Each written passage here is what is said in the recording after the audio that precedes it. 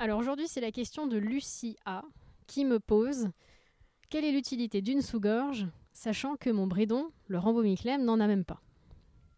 Alors la sous-gorge, déjà c'est une petite pièce de cuir qui passe sous la gorge du cheval, donc son nom est loin d'être anodin, et elle sert en fait surtout à éviter que le bridon ne sorte de la tête du cheval, et donc elle retient, si tu veux, le bridon en passant une lanière sous la gorge.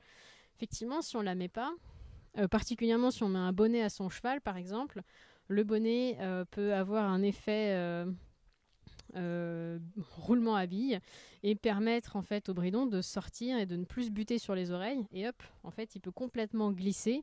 C'est déjà arrivé parfois à certains cavaliers et c'est un peu dramatique à ce moment-là.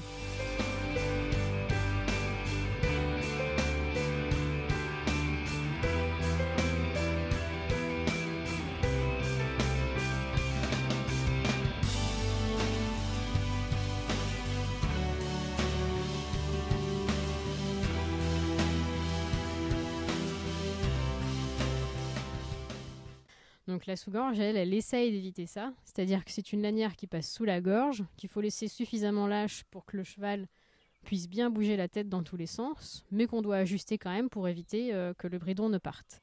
Le bon ajustement, c'est quand on peut passer un point entre les ganaches et la sous-gorge, pas qu'elle soit étranglante, mais pas qu'elle soit trop lâche non plus.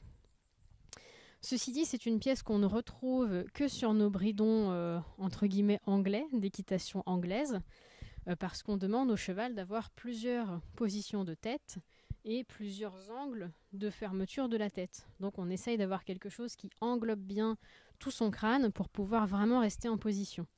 Vous avez des bridons qui sont bien plus minimalistes et qui n'ont pas cette sous-gorge, par exemple en western ou même en endurance.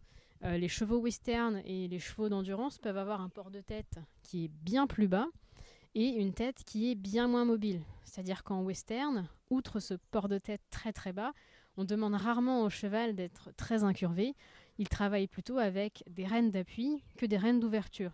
Ce qui fait que le cheval ayant la tête bien droite et plutôt fixe, la sous-gorge n'est pas forcément nécessaire. Donc ils ont des bridons parfois entre guillemets à une oreille, ou qui a vraiment juste la tétière, pas forcément de frontale d'ailleurs, et les montants de mort.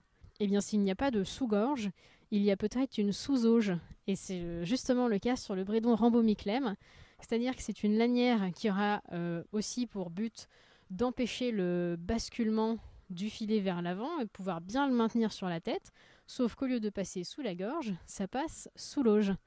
Alors cette fois, ça s'ajuste entre guillemets plutôt comme une muserolle, c'est-à-dire qu'il faut bien avoir l'épaisseur de 2 doigts.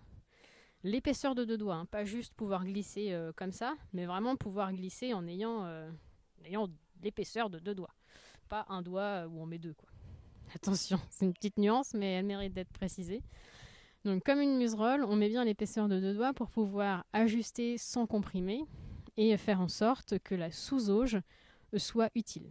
Les sous-auges, elles commencent à arriver sur le marché, puisqu'il y a Rambo-Miclem qui a amené ce principe, mais vous avez d'autres marques qui commencent tout doucement à mettre cette typologie de construction dans leur gamme.